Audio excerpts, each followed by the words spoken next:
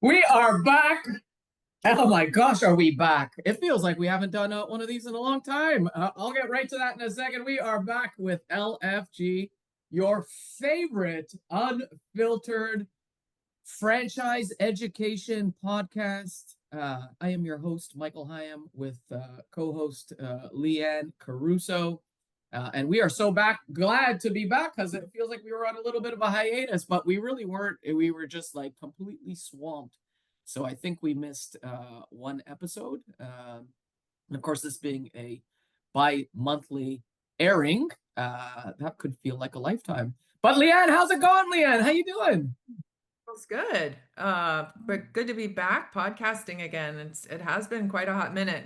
I think we also stacked a lot of episodes, so we were like recording, and then show season started and travel season started and all of that stuff. So we are back and ready to go. And you know what's kind of cool is somebody asked me this week, "Hey, I didn't hear a podcast come out," and I was like, "Oh, somebody's Oh, that is nice. But nice." yeah, no, it's been a wild, busy. I mean, for those of you that are not watching on YouTube, Leanne looks rested this week, so that's nice, Leanne. Oh my God, I've gotten some sleep this week. it's okay. It's all right. You can poke fun at my hair. I've been prioritizing my sleep this week for sure. Yeah. Good. So those of you who are watching on YouTube, let's talk about Michael's hair for a second. Wait, can you tell the people? Well, I think we have 5 or 6 listeners now, I found out. Hey, can you tell them what in the heck, We have more than that. what are you doing with your hair? Oh my gosh, I am not doing anything with it. I think that's the problem. I That's it. haven't had a haircut. The last haircut I had was in June. That's what's going on here. Yeah. I just, I don't know. I don't know. Maybe it's a midlife crisis. I'm just, letting it Oh, so you're admitting your midlife. Oh, yeah, what, 30? It's midlife 60 these days? What's midlife? no, here's what's happening to you because I witnessed it, is that No. when you're traveling, everybody's like thinking that you're in your late 20s and early 30s with this haircut. And so you're you're not going to cut it now. Wow. Oh my gosh. Anyways, well, thank you for trying to make me out to be some vain douchebag, which, I am doing this because I am not vain. If I cared, I would get a haircut. How do you like them apples? So it has been like a crazy busy travel schedule. How was show season? I got the opportunity to go to Atlanta, which was great show. Yes. New Oh, venue, we saw great you. show. That's right.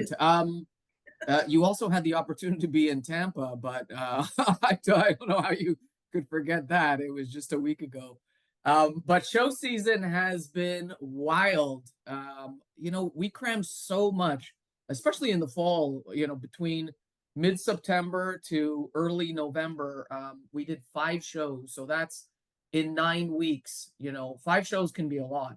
I was in Denver. I was in Detroit, Atlanta, Phoenix, and last week Tampa. It's been really packed. It's been really good. It's interesting. Every market's a little bit different. I love to talk about the little, ebbs and flows and the innuendos of shows and the analysis and all that good stuff. And I can tell you that, obviously for those of you that don't know, I mean, there's a direct correlation between a population base and how many people want to be their own boss. So, sometimes when you'll go to a franchise show, some will be crazy slammed where you can't even see the carpet, and then some will be okay. And so it's not for like I don't think there's any well, there is a reason, and I think it is because in a smaller market, like say Denver, for example, which we still pulled an amazing count. It just happens to be that it's a small, like, I don't know, I can Google it, I guess, but maybe 700 or 800,000 in Denver. Is that what, when you compare that to something like in Atlanta that has, a few million, um, you're just able to pull more. And so, funny enough, I guess, and just being on the show floor, I guess Detroit, which I have no idea how many people are there. I'm going to guess millions because it was insane. Um, and so there's no difference. And I'm just talking here. Like we'll spend tens of thousands of dollars on marketing and advertising, and it's the same for every show, but some will be completely slammed and some won't be. And anyways, it's just interesting, how it is from city to city to city. And those that exhibit at trade shows probably know this. Because of course we're trying to get a very niche candidate, right? Someone with money who's actively seeking to be their own boss. And so it's not like running a woman show or a car show or, a food and drink show where it's open to everyone and anyone. This kind of niche thing is a little bit different. Anyways, I don't know how we got on the trade shows. Like, do I stop him? But what was that?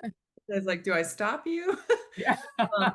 But your show still, I mean, even if they feel slower, there's still a nice steady flow, and there's good quality people there. I mean, like everybody's always super happy, but Oh, totally. And I wouldn't necessarily say we have a slow show. It's just yeah, slower from like one, Tampa this one past feels weekend was super packed. Yeah. crazy, insane, totally packed. And I don't know, but maybe the greater Tampa area, how many people are there in the end? Do you have any idea? I don't know that, but I mean, you live in Tampa. You don't, really?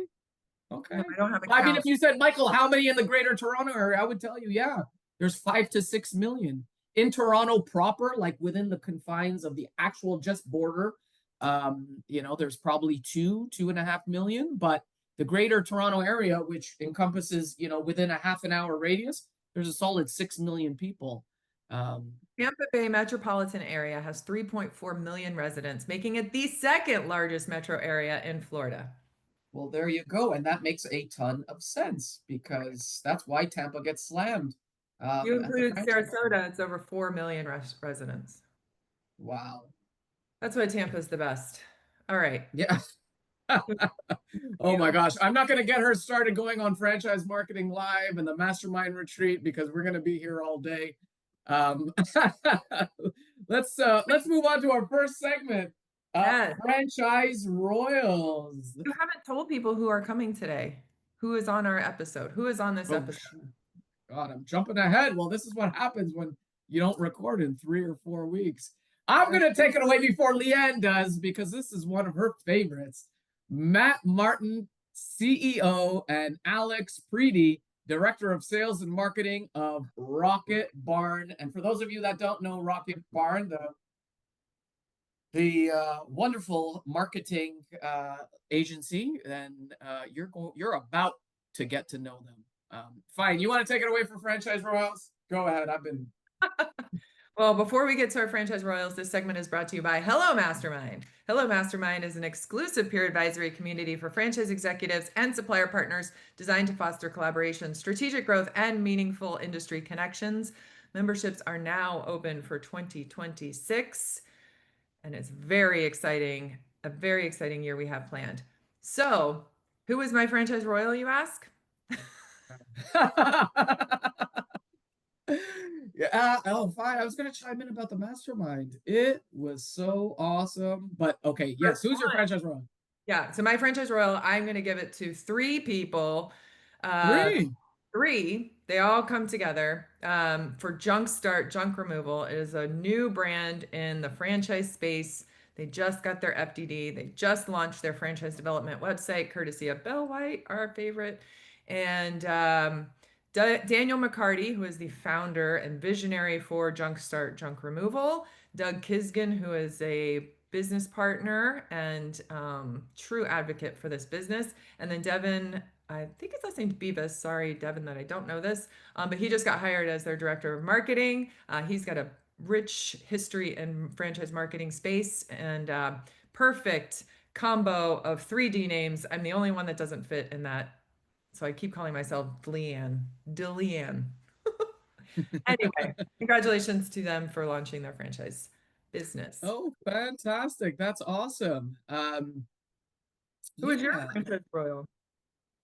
So my franchise royal, and sometimes once in a while, and this is just it. You're gonna get chosen as a franchise royal when you are super duper nice. Um, Eric, and I was about to say I'm going to butcher your last name, but I'm not, because my franchise royal is Eric Missbrenner. Eric handles the franchisor outreach for the entrepreneur source. And I say Eric because Eric, I love you so much because you are just the nicest guy, like one of the nicest guys on the planet. I can't tell you, I had the pleasure of having Eric at two of our franchise shows, although the Entrepreneur Source exhibits in all 14 of our shows all year round. Eric came from head office. I got to see him in Denver because he lives in Denver. And then he was manning the booth in Atlanta. And, Eric is just the kind of guy that is always looking out for somebody else, and he continuously, Mike, how can I help you? Mike, what can we do to make this better for you? And he's my client, and he's constantly saying, Mike, how can we help you? How can we help the franchise show? I mean, for goodness sakes, the Entrepreneur Sources are presenting sponsor, and they do so much for us, and they are just a wonderful top three best client that we have. And anyways, I wanted to hire Eric. I mean, there's so many people at the Entrepreneur Source that I love, and Jackie, Greg, Marissa, all of you are great. But we had Eric on the mind the last little bit because we got to see him. And so, Eric, you are my royal. Eric is great. Do you know Eric? Eric, I didn't know that being super duper nice was a qualification for the franchise royal. It is, because it's not that often that people are so nice. I mean, heck, we have you on this podcast all the time, Leanne. All right, before we head to our show and tell segment, please take a moment to learn about our podcast sponsor, Subtle Strauss. Franchisors love Subtle Strauss because we protect their brand standard across all marketing channels. Z's love our marketing platform because they can customize, print, download, and mail brand right collateral for their local market in minutes. Want to see how it works? Connect with me, Karen Wenning, on LinkedIn. All right, well, we are back with the meat and potatoes, the show and tell segment where we have industry leaders, experts in their field, share insights, ideas, what's going around in their segment of franchising. And boy, oh boy, do we have a couple this time around. We've got Matt Martin, CEO of RocketBarn, and you might have heard him on the Top 40 radio. We have Alex Preddie, Director of Sales of RocketBarn. Guys, please tell us a little bit about yourselves. Tell us a little bit about RocketBarn. Director of Sales and Marketing, Alex. And let's go. Well, first of all, Leanne, what's going on? Oh, I'm wearing the old jersey here. The old jersey. You missed the memo. I am a RocketBarn junkie, first of all. I'm part of the Franchise Farm League, and this is the RocketBarn jersey, but it looks a little bit different than your new branding there. Hey, that might just be one of the topics. All right. Late news. So I guess background, if you want to give a quick background, RocketBarn's been in business 15 years as a digital marketing agency servicing local businesses with local digital marketing. But you've probably seen us around franchising heavily the last 4 years or so. That has become our focus. And so with that being said, we've reached a point where we've been making a lot of exciting evolutions this year in terms of how we're servicing the franchise space, with that being our focus as a business. And with that came an exciting new rebrand, which I'm going to hand over to Alex to explain before we go into some of the other details of what's been going on this year, because I'd like to say he is the mastermind behind it. Nice. Good choice of words there. Really blending everything together. I'm Alex. I've been with RocketBarn for about 6.5 years now. Throughout my time, I've done just about just about everything, working with franchisees directly, helping franchisors, and now I help oversee our sales and marketing department.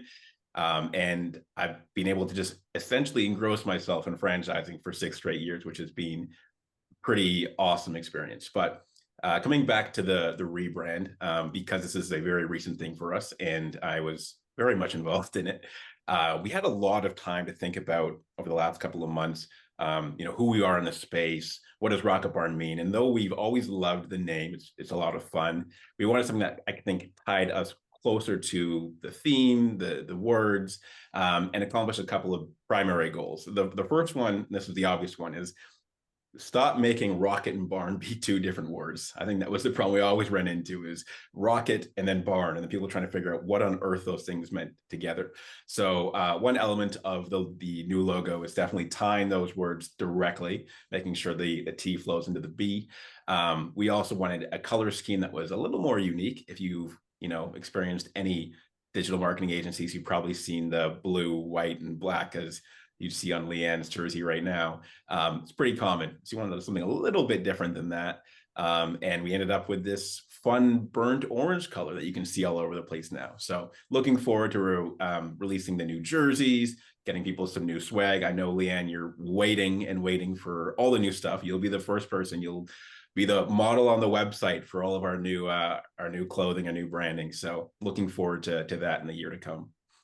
I'm a RocketBarn influencer, you guys. Certainly are. Awesome. Yeah, go ahead, Matt. I was just going to say, to build off of that, and like I said, Alex, I view him as a bit of the mastermind behind the brand evolution, but it's not just because he was leading the project. Like Alex shared, he's been very in deep with the franchising space, as he's been with RocketBarn over the last 6 years. And RocketBarn has grown quite a bit over the last number of years. And so I like to feel like I'm in a position more where I'm working on a lot of the operations now at a higher level. And so I find myself asking more of the dumb questions to try and make sure we're on the right track with where we're going. But someone like Alex and some of the other senior members on our team are much closer to what's happening ground level with the franchisors and the franchisees. And so it's been fun to watch someone like Alex, as we've done this rebranding, contribute to the direction that we want to go in a substantial way, which we'll get into in a second. But I'm going to add in first that we have also been expanding to the US, which we just announced on LinkedIn recently as well. We've always been here. We've been spending a lot of time here. Most of our clients are based in the US, but coming from the Canadian background and my music background, spending lots of time in Nashville, we thought it was appropriate to expand to the US and start growing our team in the US to service our US clients in a stronger way. And we chose Nashville as the place to be. So I've personally moved down to Nashville recently, and that's where our head office is in the US. And so that's an exciting recent venture. And along with that has come some recent hires as well. We've been hiring in the US already in the last couple months with some customer service team members, sales, and very exciting. Our VP of operations was a big move for us that we've been working towards, not just because we needed experience in leadership with operations, but because we wanted somebody in the franchising space to bring that operations skill set along with a strong understanding of our clients. And so our new VP of operations, Janessa Retzer, has worked for a number of franchise brands in operations leadership. And so we're very excited to bring that into the mix with everything we've been working on this year, heading towards some exciting stuff coming up in the years ahead. So I don't know how we want to head into some of the topics we wanted to get into, but that's kind of where this goes now. Yeah, well, thanks for all of that. That's very exciting. Congratulations on your move to Nashville. So I know, I mean, I've talked to you guys a lot, and for anybody who doesn't know, RocketBarn's a big supporter of our mastermind groups and all of our events. But watching you guys evolve over the course of the last several years has been really cool. And you've been very focused on the franchisee relationship and that kind of franchisee first marketing, and being really intentional about being good partners with the franchisors, and then being having really strong customer service to the franchisees and being good partners to them as well. So I think that you're with this rebrand, it feels like you're really promoting franchisee first marketing. So you want to kind of tell us about that, because I think that's something that a lot of the agencies think that they do, but they don't. Yeah. Nice. And it is a struggle. It's been an ongoing, it's not like a just turn it on thing. Hey, we're franchisee first with great customer service. There's a lot of complexities to it. So I'll dive in first because I know Alex is going to add a bunch of stuff to this topic as well, and he's got more to dig into too. But franchisee first, for us, is a fun topic because we've always been a very customer service oriented, the history of our company, type of digital marketing business. But within franchising, as we've gotten to know franchising over the years, which we've been in for a long time, but the last 4 years has been our main focus, franchising. And so franchisee first for us has become what we have now dubbed the franchise marketing advisor role within our business, which means it's not just about strong customer service. It's about a number of things. And so if we step back, we look at the franchisees are local business owners. And so we want to find a way to be an extension of the team to a small business owner who's doing a million different things, wearing a lot of different hats, but needs the right type of guidance and support, not just the customer service to say, hey, we're the digital marketing agency who have turned on your campaigns, you're paying this much, and hopefully you're going to get results.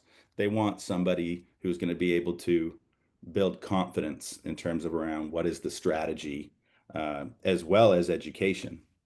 So that might look different in terms of a franchise marketing advisor coming in and helping create a strategy for the next 3 to 6 months and meeting with them each month to review how that's working and what tweaks we want to make. But each franchise or a franchisee, which I'll just call like a local business owner, forget about the franchising part, everyone's going to be different. So some people are going to want to be very involved in the strategy and get more into the details. And a lot of people are also happy to just show up and have somebody tell them how it's going. It looks different from one to the next. But one important piece of that, which brings in the franchising piece, we've found, is that these are small business owners within the franchising space. And so there's a unique language and a unique dynamic between the franchisee and the franchisor, that we can very much play into to affect the outcome of successful marketing, to ensure they're sticking with a good plan and seeing the results. And so our franchise marketing advisors, as we dub them, are not just digital marketing experts who are trained in digital marketing. They are also trained and educated in the franchising space. And they go through a number of certifications to bring that to the table as well, so they can speak that language, understand the dynamic, and build confidence in their relationship with the franchisees, as well as the franchisors. So I will also say, even though we say franchisee first, that doesn't mean we're not involved with the franchisor. Of course we are. We have to be very involved with the franchisor to understand what their goals are, the box we have to play within, and to ensure that that relationship is as healthy as possible, which can be a challenge, of course, as you all know, between the franchisee and franchisor. So yeah, there's a lot going on there, but I like to look at it as those are the two core pillars of digital marketing experts becoming an extension of their team, but also franchising knowledge to be able to be respected and trusted, to build stronger relationships so that the franchisees trust them and can go deeper with them. Off that topic, then I would also say education is something Alex and I were talking about recently. That's such an important part of that piece as well, which is educating. So I'll let Alex talk a bit more about this with what we're doing, but education being an important part to help the franchisees understand what's going on. But like I said earlier, not every franchisee, not every local business owner wants to understand everything. So education can come up in terms of producing value with them engaging in the conversation with our franchise marketing advisors more effectively to create better plans. But it can also just be to build that confidence and that trust, to be in a conversation and feel like, okay, here's a person who's willing to take the time to explain. Here's a company who has built the resources to help me understand this constantly changing space. What's going on with Facebook, which is now Meta, and Google and SEO, which now involves AI. So we're trying to really put an effort into building out that education piece for our franchise marketing advisors as well, to educate the franchisees, whether it's to help them become better marketers themselves or to also just build that trust and connection.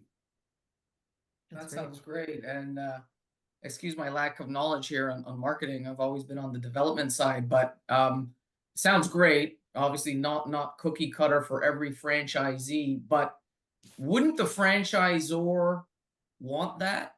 Like, doesn't it make sense that the franchisor is that how it is, or or is that not the way? I hope that's okay to ask. So are you asking, like, with what we're saying we offer?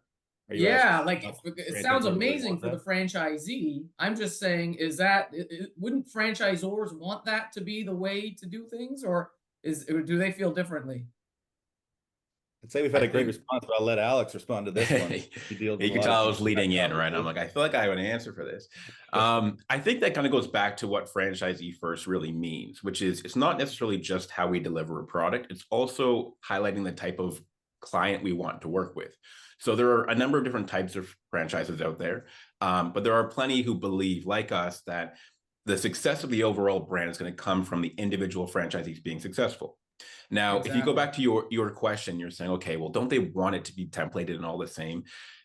I mean, from an operational perspective, yeah. I mean, of course, that's the easiest thing to do is say, like, put everything out the exact same way so we don't have to worry about brand guidelines or people saying the wrong thing. But really what No. makes, Sorry, Alex. I wasn't. I was saying, don't they want it to be franchisee first? Like what you're offering, isn't that what they should want, as opposed well, to just yes. having a cookie cutter template? Well, yes, they should. And I will also speak to the fact that some people do lean towards the cookie cutter template. And it's not uncommon that you see that when you get to a certain size, right? Once you're at, like, 900 locations, marketing becomes pretty well controlled at a top level. And we work with some brands like that where we have to be slightly more systematic with how we market. But people who are, growing their franchise today, they lean towards wanting it to be local, but the issue they often run into is, let's put it this way: they start off, they have 5 locations, they start actively franchising, they go from 5 to 30, from 30 to 50, and in that process, in that time, their internal team is often directly communicating with the franchisees, helping them through issues. They're, brainstorming new ideas, but as they grow, they stop having the capacity to do that. Right. So they start realizing there's too much going on. There's too many questions. There's too many new ideas. And they take one of two directions. Rather, one, they shut the door down and say, you know what? No, we're going to start templating things or putting up more guidelines so that we don't have to deal with all this dynamic conversation. Or they might bring in a bunch of agencies or a few agencies who can take it in any number of different directions and then kind of lose control. One of two very opposite directions. So what we are attempting to do when we come in is allow them to maintain that original position, which is, I still want to hear from my franchisees. I still want to allow them to be local and to be unique, but while staying on guidelines, we still want to hear from the network. We still want to grow and learn together. And that's what this FMA role is really about. When we go and talk to franchisors about where our value is, we're very rarely talking about the platform specifically, right? It's like, we can do Google ads, we can do TikTok ads. It's like, yes, of course you can. I hope you can. The value comes from the people they're going to be working with. The people who have experience in franchising and marketing, who go an ongoing, they have their own specific curriculum to become an FMA. They get to work with that person who will say, here's what's good, here's what's bad, here's how I can understand your industry, your business, here's what I can go and advocate for you to the franchisor. So we're just trying to help maintain that mentality, which you're bang on in saying is what people should want and most of the time do want, in a way that is sustainable, scalable, and still affordable for their franchisees. Yeah, that makes a lot of sense. Okay, great. So I guess jumping in a little bit to some of the changes in the landscape, AI and its impact on SEO is a major talking point today, of course. What does that mean for these franchisees, and in what ways is this topic unique to them? Yeah, I mean, this is a big topic. Everywhere you go, everywhere you turn, someone's going to be talking about it. And I like that we can focus here today on the local element and the franchisees, because that's not always the focus of the conversation. I want to start the conversation by, I think, easing some people's worries and concerns, because it is such a chaotic and crazy space. Every day, it's just something new pops up that you haven't seen before. But from what we've seen with our franchisees who have been actively investing in SEO for a long time, if you were doing well before, chances are you are still doing well today. Your data may look different, right? Your traffic may look different, but in regards to people who require your service, trying to find you online or finding solutions for things online, you're likely still performing well. And that's for two reasons. One, when we talk about, and we know there's a lot of different platforms coming out, but we have to acknowledge that Google still holds a very, very, heavy control over the market. But when it comes to local searches, especially ones with high intent, I'm looking for a plumber near me, I'm looking for a contractor, AI doesn't play a huge role. It doesn't often trigger generative responses. It's still bringing up the same map pack and advertisements and organic listings as they did before. So a lot of the time when it comes down to that level, you don't have to worry, right? It's still going to be mostly what you expect. When it comes to the other stuff in regards to, asking more broader questions and trying to maybe find things that you've been developing answers for through blogs, yes, it might be showing up in a different way. But as long as you've been doing it well up until now, it shouldn't be a concern. So how the whole AI and SEO conversation is often framed as this game where Google keeps changing the rules, right? And it's like, oh, they was this way and now it's this way. And that's really the wrong way of looking at it. It's really always been the same game with the same rules. They've just gotten better at targeting cheaters. And that's a dramatic way of putting it. But ultimately, throughout every update over the last, however many years, people look at it and they try to find what is that loophole, right? How do I take what they're using to define who should be where and sneak my way in? Really what, AI and large language models have been is just one massive step forward in their ability to produce what it is they've always tried to produce, which is this human-like investigation of all the data out there to find the best possible results to your question. They're imagining, if I could take a smart human being and have them read everything on the internet, what would they say is the best response to this question? So if up until today, you've been creating the quality content and speaking to what you do locally and ensuring that your content is unique and sharing your stories, answering reviews. If you've been doing all of that, you're going to just roll directly into a positive experience on search engine results, on AI, chats, conversations. You will do well there. Now, the one question I would say people should be asking themselves if they don't know is, how am I doing? Right? That should be the only thing that might trigger you to go and make any type of dramatic change or investment or something different, is if you don't know today how you are performing. Now, there's a lot of ways of doing that. Of course, you have your data, which we can get into the whole issues with data in a moment as well. But you have your own data. You also have platforms and tools you can use to even see how you're performing on, ChatGPT or Gemini. You can go in and do it yourself as well and create searches and see how you pull up. And then also you just have an understanding of your business, right? How have you seen, your organic traffic change over the years? Because one common issue we run into, and this goes back to the role of our FMAs, is that people have often invested into digital for years, but never really learned about digital in the process.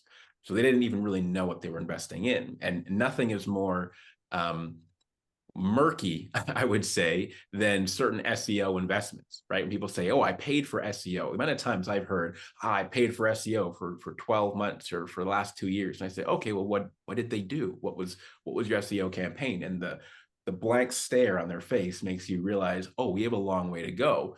And what you might realize hey, we were doing really well organically, and all of a sudden it feels like I'm not doing very well organically. Well, maybe you go back and find out what was actually done for you in regards to SEO. It wasn't the right things. It was the things that, got you there given the certain rules, and those rules have, disappeared. That loophole, I should say, has disappeared.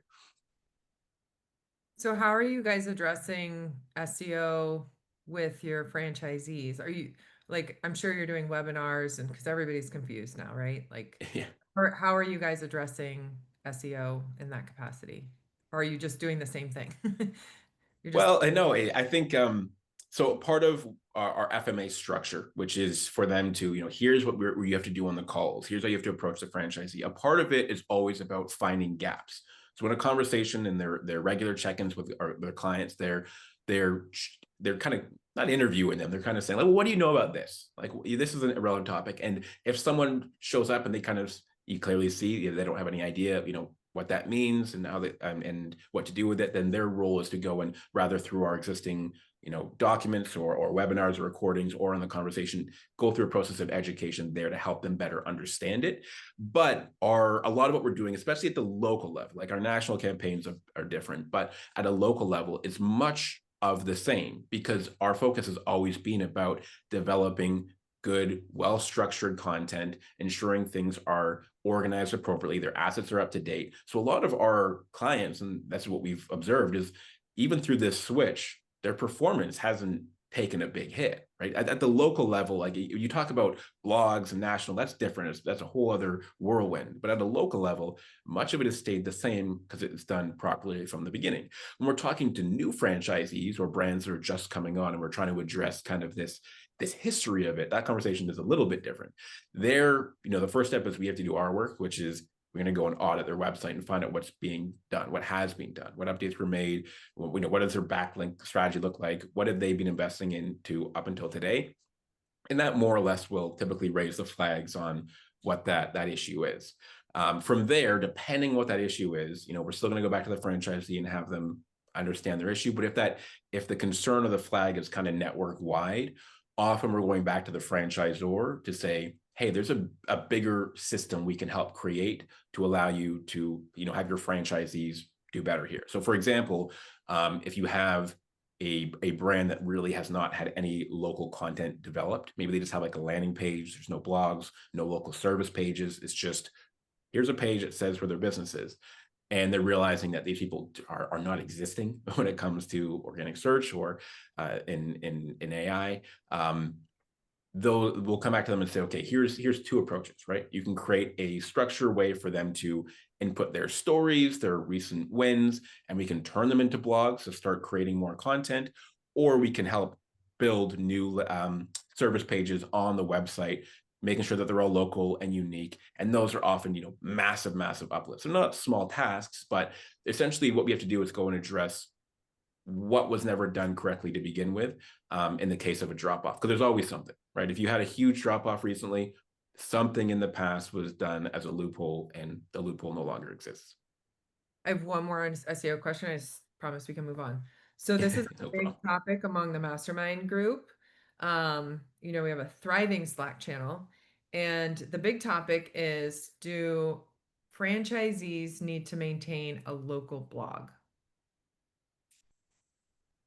Loaded question. Go. Yeah, it is. It is. And I think well, you can't answer it. Obviously, it's not a yes or no. Obviously, we knew that. And I think one of the biggest determinants is industry. What industry are you in, right? Is it worth doing? Some of them definitely have more value than others. But I would say no if your website is good enough. So if you have local service pages for all of your products or services that are unique to the franchisee, and that is local and that's unique, there's a good chance that you won't really need it.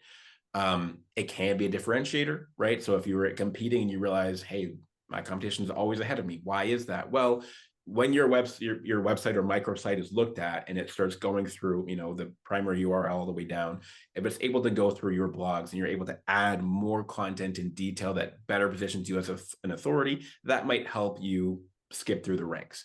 So if that's the case, then it could be. I think you have to analyze your own website and your own performance in order to come to that conclusion on whether it's worth doing. And if it comes down to a franchisee level and they're like, I don't want to pay for that kind of thing, it's not worth it. You have to do the same thing for them and say, okay, well, how are you doing today? How are you ranking today? Are you happy with that? Have you checked off every other box, right? Is your website otherwise ideal before then? Because if it isn't, then, that might be your issue.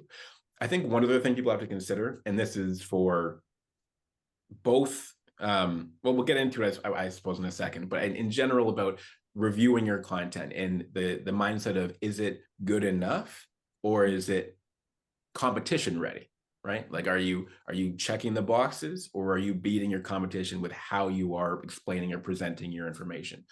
That can often just be the difference between being ahead and behind without even getting anywhere near the blogs. Okay, good answer. Do you All agree? right, so so as marketing platforms are all coming into play, and there's so many different ones, there's so many different ideas and initiatives. How should franchisors and franchisees explore an omni-channel strategy? And how do they manage all of those sources of data? Easy. Easy. You have an easy button at RocketBarn? We're working on Yeah, it. it's somewhere on my desk.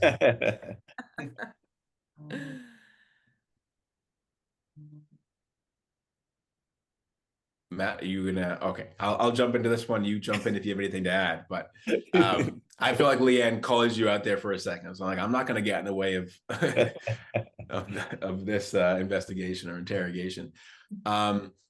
Yeah, so I think omni-channel's inevitable now, right? It's unavoidable. As much as Google still has their grasp on a lot of the traffic, when it comes to advertising opportunities, people have to spread out. It's one good practice, but also you have, privacy and tracking concerns for things like Meta, and Google is continuously getting more expensive. And I think even Google alone as a single platform is in itself kind of an omni-channel strategy with how many options you have for how you advertise through them. So I think it is inevitable, but I would say when people are evaluating it, especially at a franchisee level, who, they often have the most excitement and they want to jump all over the place, is to not get too excited about something until you've evaluated the opportunity holistically.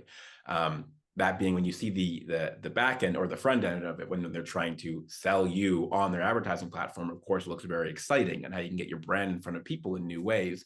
But I think it's important that you work backwards from what the platform is to see if you are prepared to do so and if it makes sense for you. So we'll take something simple that everyone understands, but if you're going to start a Google search campaign, you go, okay, well, that's great. I search things every day. So if I can get in front of those people, they'll see my brand, fantastic. And, go back 15 years and that was the case, just get on there and you'll probably do well.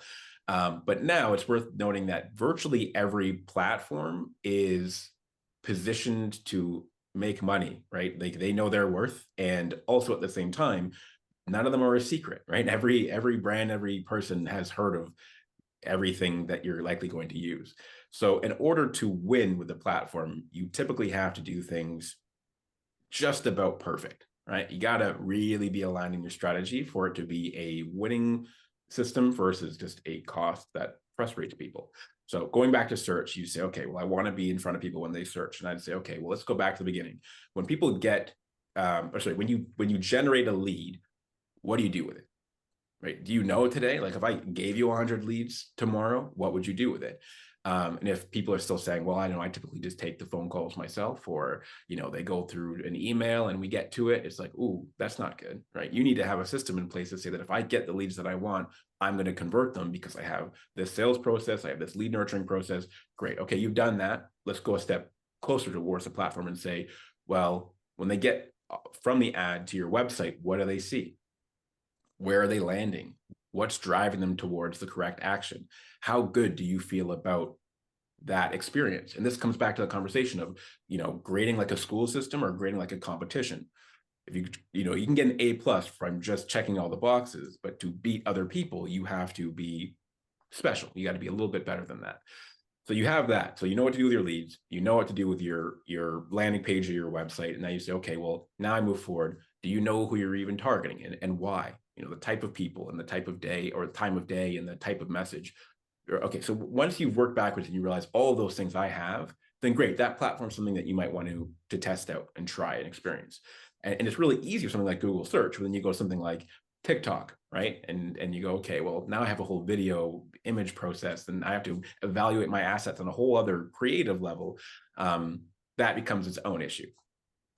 Now, from there, okay, so all right, so now you've controlled a little bit for what platforms you should be leveraging, what you shouldn't. You now realize that you also have a entire network of individual franchisees who not only want these assets and these systems to work, but they want it to work where they are. And the classic saying, my market's different, right? It's different here from everywhere else. So we've all heard that. And so you don't just need these assets. You need these assets to be somewhat adaptable and being able to be localized and have a system for doing so that says, yes, you can stay on brand, but still add your local feel to it. So as you can see, when you work backwards, there are steps that should be in place and processes in place for you to explore omni-channel marketing in a way that's going to be successful and not cause you a headache, which it absolutely can. So, I mean, we're all for it. We think it's fantastic to go out and test every marketing channel that possibly might fit your business, but don't go crazy out of the gate, because it will create a big mess. And that goes into the whole data warehousing, conversation and piece. But it's it's definitely something that people need to be considerate of. And the other thing I wanted to mention about that is, so as one of the things that we often do, and this is kind of franchisors do it, we kind of adopted it as well, is when you come into a brand, there's some pretty obvious things everyone's doing. We come in typically running Google Ads and Meta, maybe Microsoft, things like that. But there's always going to be a few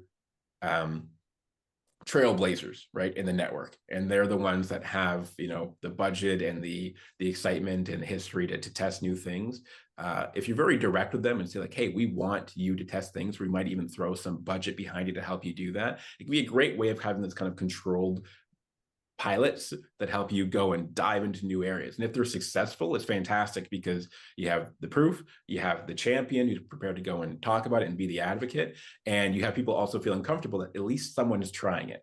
I mean, they don't sit around thinking that no one's trying new things. Like, no, we have our pilot groups, we have these people, and they can help drive the brand into new directions in a more controlled, safe manner. But when it comes to the rest of them, the ones that who have all the big ideas but very rarely invest anything, the ones that you go into a brand and they say, what's your required ad spend? And they're like, $1,500 a month, but I want to run 7 different campaigns. They're the ones to reel in the meantime, so they don't spend their time just kind of floundering around and failing in different areas. And always helpful if the Zor owns some units as well. Love that. Yeah. Yeah, for sure. Really, really good information. And obviously you guys know that all of our listeners, or most of them, the thousands and thousands of them, are franchisors, or maybe 3 or 4 of them. This is just something, as Alex is talking, and I love the information. And you could choose to answer this or not, but my question is, being that there are many marketing agencies in franchising, how does a franchisor do their diligence in selecting who to utilize for their service to help them with their franchisees? Not just honestly, because there are quite a few out there, and you guys, I mean, I've known you guys for a long time, and so I know you'll give a good, honest answer. Any insight in that? Because how do you really know?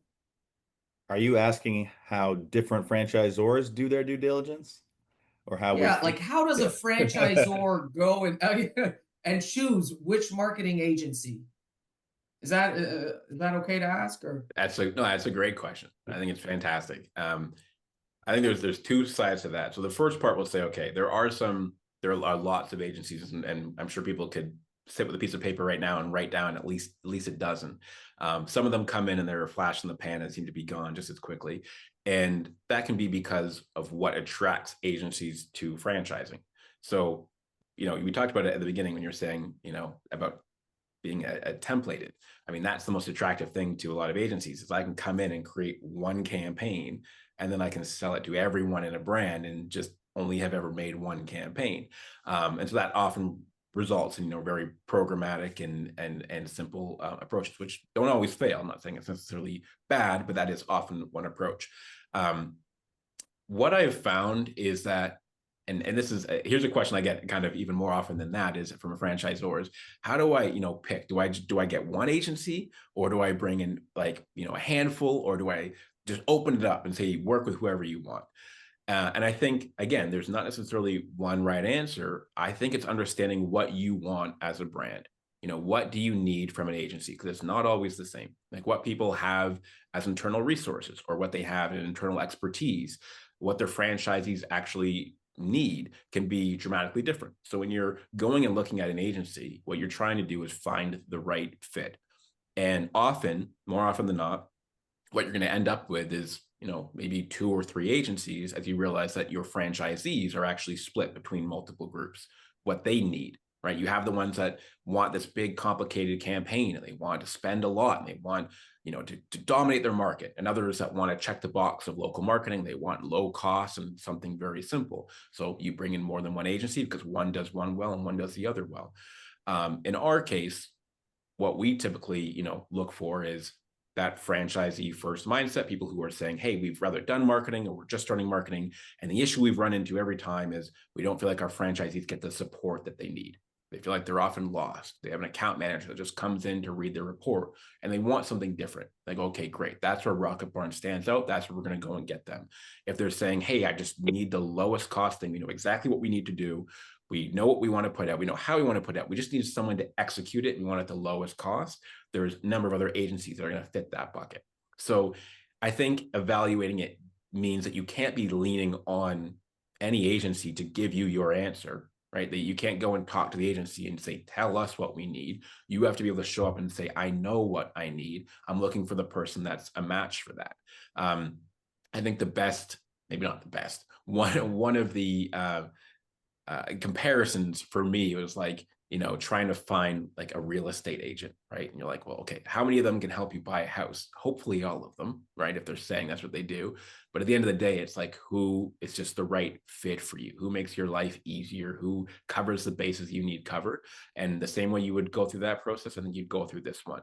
And so we're always happy to, in a conversation with a franchisor, address we might not be the right fit. And in the past, and both our competitors and ourselves have passed along, opportunities and franchisors. We say, we think this is going to be a better fit for this group than it is ours. Because at the end of the day, it's franchising. We all know it's a small community. Realistically, what are you going to benefit from going into a relationship that isn't a good fit from the beginning, right? Where are you going to get to in the long run other than a detractor from the business, an unhappy customer, and experience that none of us want? And just to add to that, I think it's, to Alex's point, there can be a lot of different scenarios in terms of what's actually needed, what's the best fit in terms of an agency for a franchisor situation. But I think it's a smart rule of thumb to be thinking about, the fewer agencies you work with, the more in touch you can be and the more in control you can be of the data and the narrative of what you're trying to achieve and what you're trying to do between the agencies, the franchisor, and the franchisees.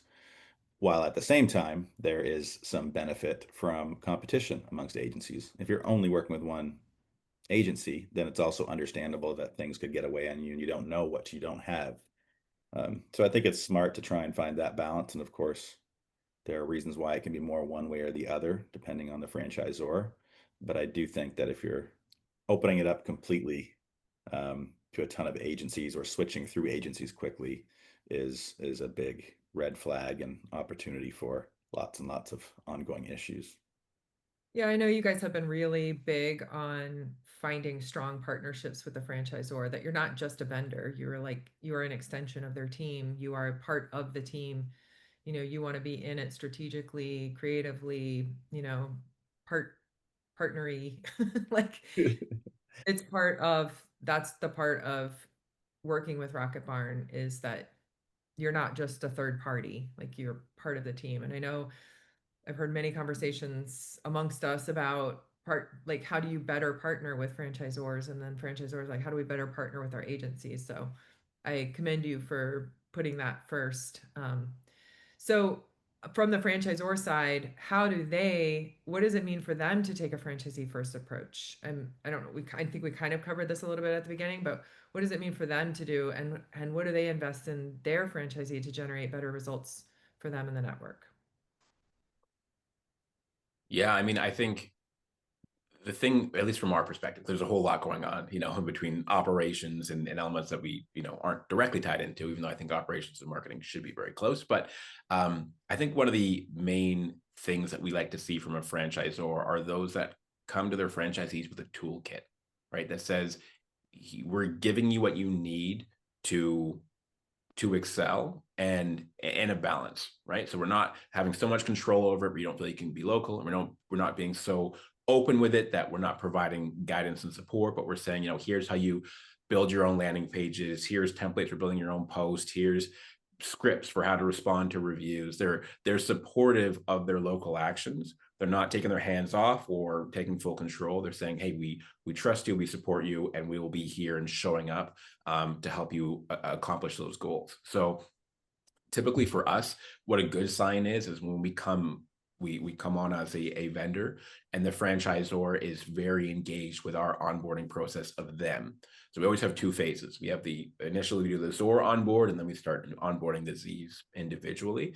And if during a ZOR onboard, the franchisor is very engaged in all of our questions, right? And the things that we want solved. And we say, okay, if we need this in the future, who do I go to? And, the better system that they have for us is like, that's what, makes us really excited. I remember, I guess over a little while ago now, when we were onboarding with horsepower brands, right? And they have a fantastic system, right? Like they have all these people in all these seats, and everyone knows what their role is and their responsibility. And you go on there and they give you this like full rundown, and here's how you do this. They had all these SOPs, and it was about supporting the franchisees. Like that's what they were doing and that was, big green flag to see a brand or family of brands that understand what that means. Like they're there to help us have the tools, anything that we need, the resources to go out and rock it for their Z's. Pun intended. Oh, that was great. Leanne, any other questions? No, I think that's it. Anything else? We're up on time, but thanks guys. I'm excited. How does somebody reach you guys? LinkedIn or phone call, websites? What's the best way to get a hold of you? I was like literally in the middle of words. Jumped in. Well, of course, we're very active on LinkedIn. You usually find us there. But if you want to see the new branding and some new color schemes put together, check us out at RocketBarn.com. We obviously, you can contact us directly through there.